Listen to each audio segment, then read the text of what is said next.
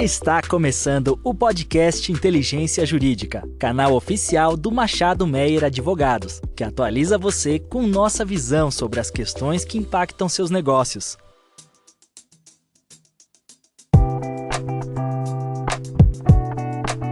Olá a todos, eu sou a Juliana Sá de Miranda, sócia da área de compliance do Machado Meyer, e esse é um podcast comemorativo pelo Dia Nacional da Ética, que se comemora dia 2 de maio. Para esse podcast, nós convidamos o CEO da Rede Brasil do Pacto Global, Carlo Pereira, para bater um papo aqui com a gente sobre ética. Oi, Juliana, muito obrigado pelo convite, uma alegria estar aqui com você e com as pessoas que estão nos ouvindo também. Carlo, obrigada por aceitar nosso convite.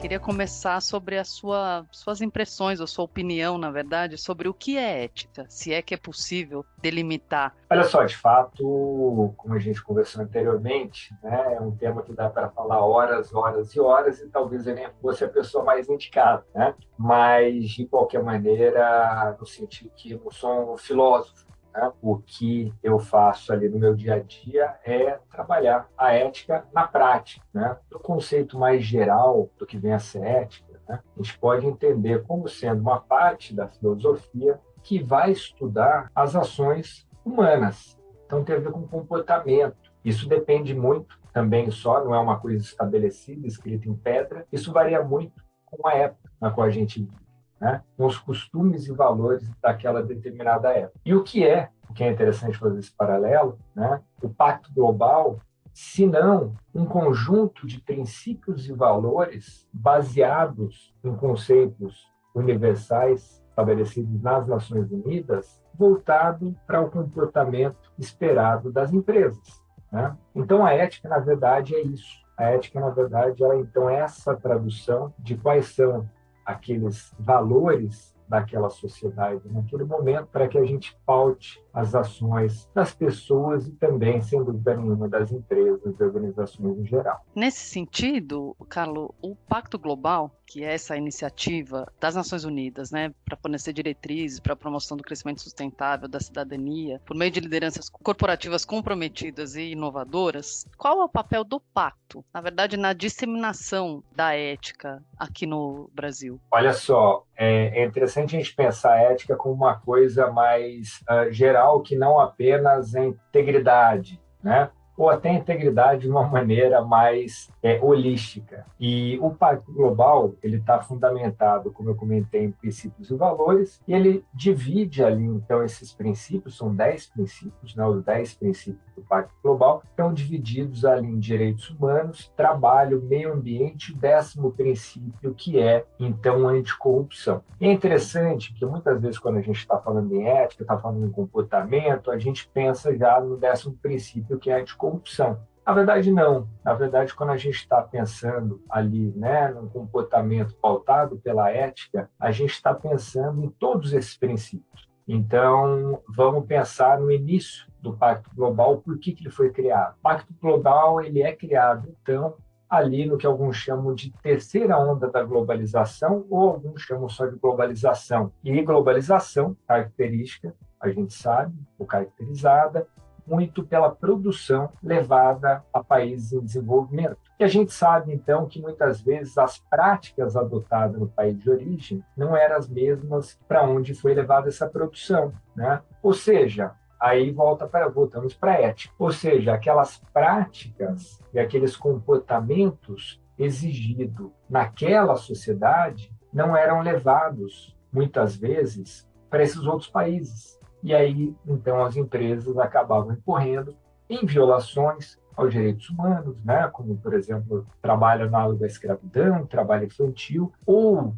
grandes impactos ambientais, ou até mesmo, como a gente sabe bem, corrupção e todas as formas de corrupção. Então, por isso que o papel do pacto, ele é exatamente esse. É ele transformar, então, todos esses princípios e valores em prática. Então, como é que a gente ajuda na conduta responsável das empresas? Carlo, e na sua visão, qual é a evolução do Brasil nesse tema, ética e integridade?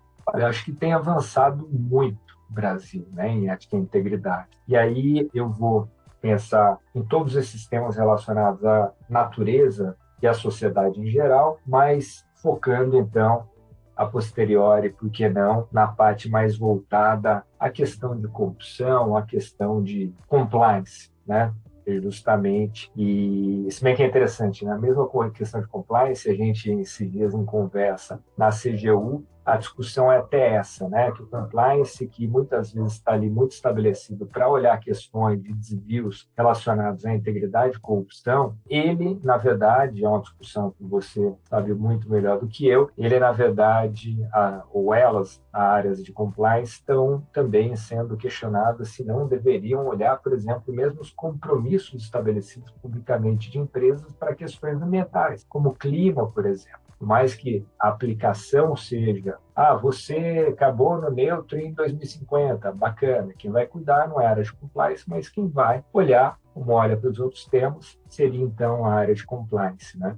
E aí o que acontece? Esses temas todos, eles vêm avançando muito no Brasil. Primeiro, uma coisa que eu queria comentar, Juliana, assim, o Brasil, a gente acaba tendo uma visão um pouco deturpada às vezes, ele é muito avançado nessas questões todas. Se a gente for para a questão, né, e aí um olhar bem amplo, pegando questões ESG, né, ambientais, social de governança, e aí pensando numa coisa mais voltada para as questões de corrupção, ética e tal, o Brasil ele é muito avançado comparativamente, né, principalmente quando comparado aos países em desenvolvimento. Então, a gente tem aqui as práticas que a gente tem numa nata de empresas no Brasil, mas assim no mundo todo também, tá? Tem uma nata e depois você tem o resto do mercado. E essa nata é muito avançada nas suas práticas. Vamos lembrar que o Brasil é o segundo país com o maior número de empresas no Pacto Global. Isso não é trivial, né? Que assim, o Pacto não é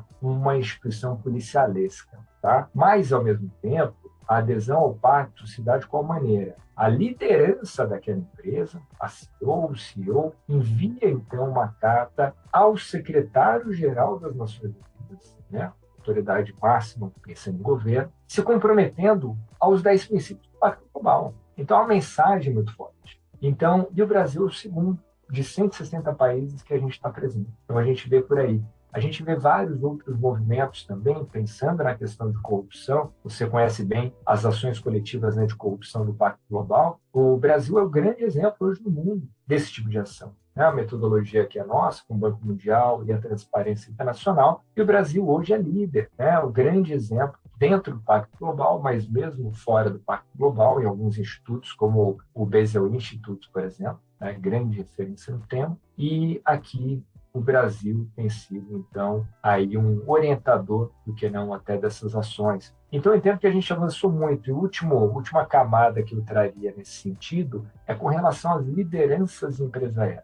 As lideranças empresariais, elas eram muito alheias ao tema. E eu acho que alguns choques que a gente teve ao longo dos anos, né? Então, claro, a gente sempre traz a questão da Lava Jato, que eu lembro que alguns amigos que conheciam a agenda anticorrupção, conheciam também a agenda 2030 da ONU, sustentabilidade e tal, a gente falava assim, a agenda 2030, o pessoal falava assim, olha, o pessoal está mais preocupado com 2030 o Jornal Nacional, né, para saber quem vem por aí, né. Então, acho que assim, né, esse foi um grande choque, esse lugar de compliance, né, certamente o trabalho aumentou muito desde então, desde 2013, lei de corrupção, etc., etc. Mas, sem dúvida nenhuma, a gente tem uma avalanche que tratam desses temas todos, e aí uma questão ética mais lato sensu, né, com relação aos temas ambientais, sociais e de governança em geral, né, que aí sim, uma onda muito grande nos últimos 3, 4 anos.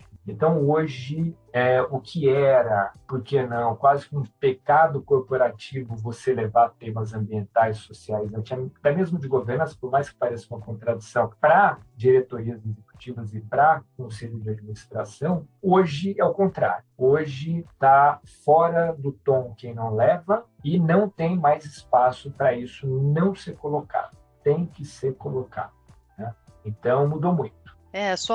A sua fala chancela o que a gente tem visto na prática, né? Eu mesma comecei a trabalhar com compliance no início dos anos 2000 e a gente via muito pouca adesão, muito pouco apoio no meio empresarial. E assim, por que não dizer na administração pública também, não era um assunto que estava em voga. E nos últimos 20 anos, assim, realmente teve uma evolução bastante grande, uma adesão grande. Nós aqui no Machado Meyer, nós também aderimos ao pacto, temos várias iniciativas em trâmite aqui no escritório e temos vários clientes também que aderiram. Então, de fato, chancela o que você disse sobre o Brasil ser o segundo país com maior número de adesões.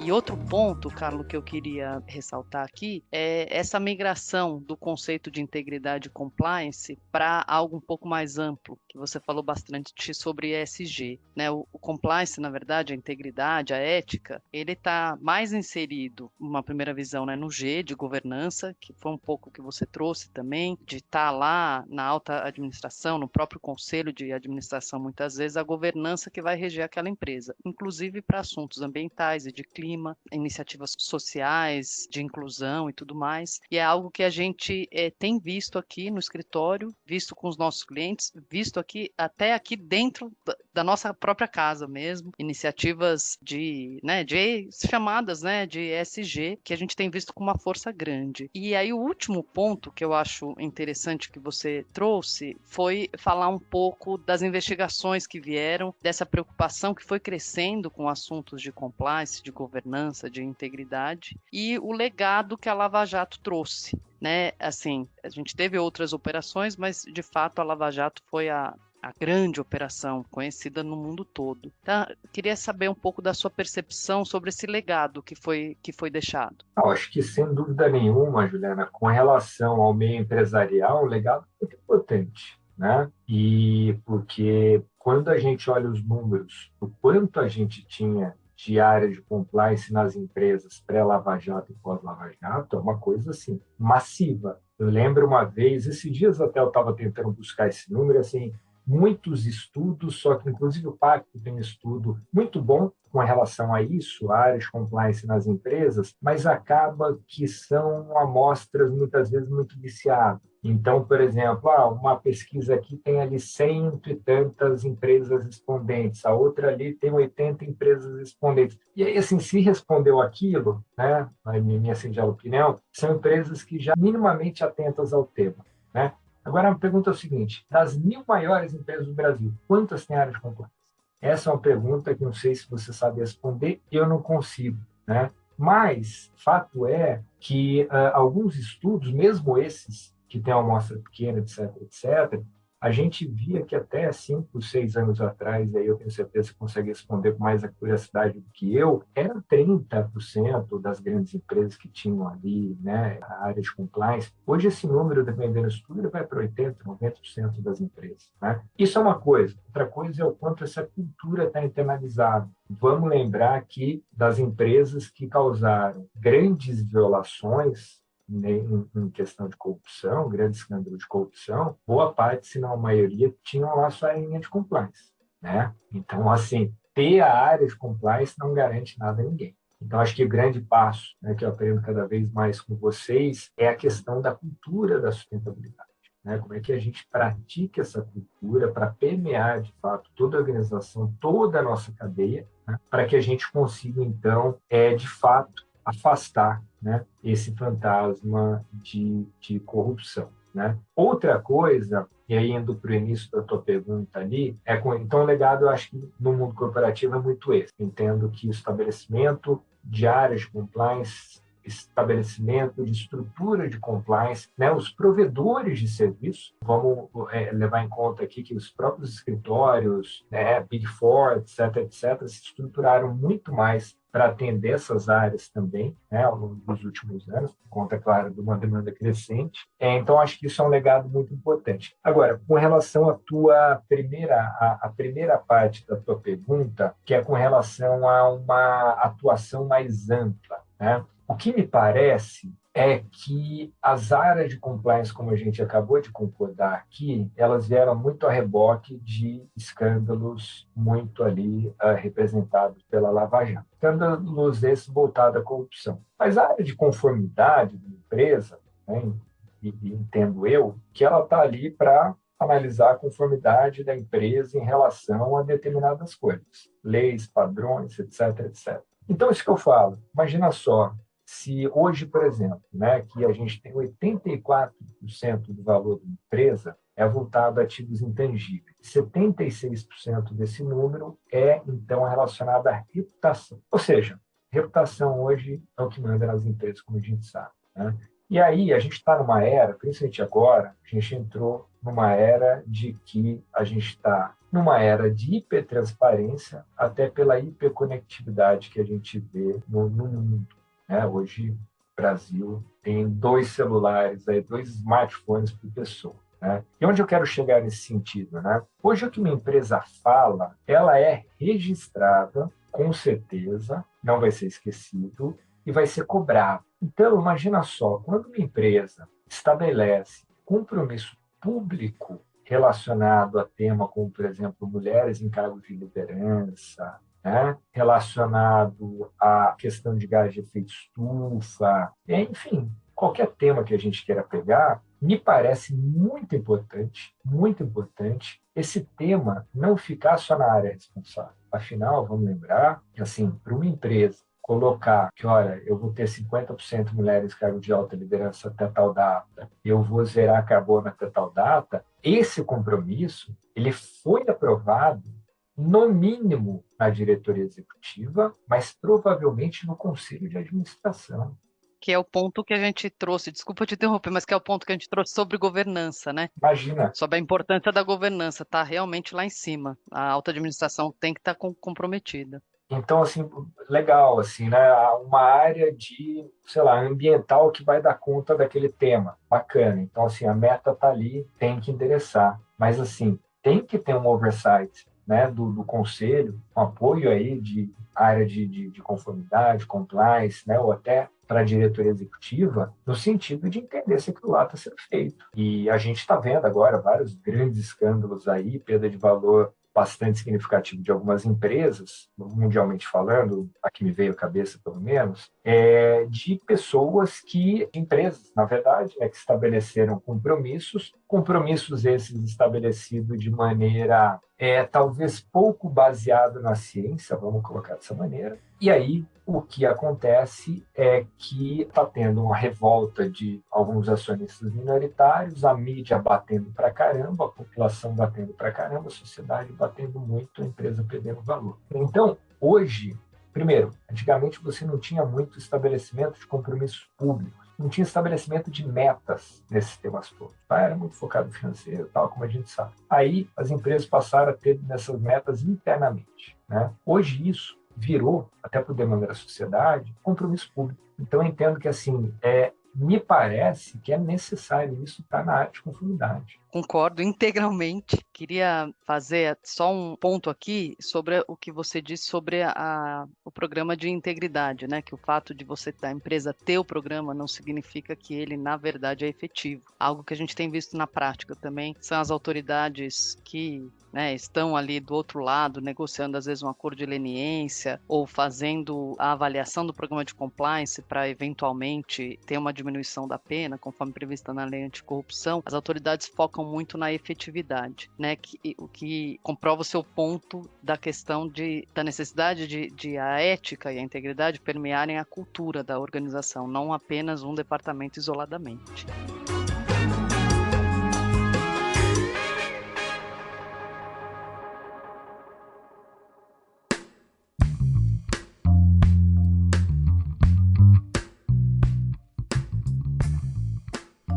Carlos, queria te agradecer muito pela participação no nosso podcast comemorativo ao Dia Nacional da Ética. Te desejar boa sorte aí na liderança da Rede Brasil, do Pacto Global, e já te fazer o convite para uma próxima, porque acho que a gente ainda tem muitos assuntos para você compartilhar conosco as suas ideias e o que você tem visto. Bom, eu que agradeço, Juliana, agradeço não só poder participar do podcast com vocês, mas agradeço também vocês como empresa, né? Todo o apoio que vocês dão para o Pacto, que hoje, se o Pacto conseguiu avançar como conseguiu nesses últimos anos no Brasil, certamente uma boa parte disso vem desse apoio diário que vocês dão para a gente. Obrigado.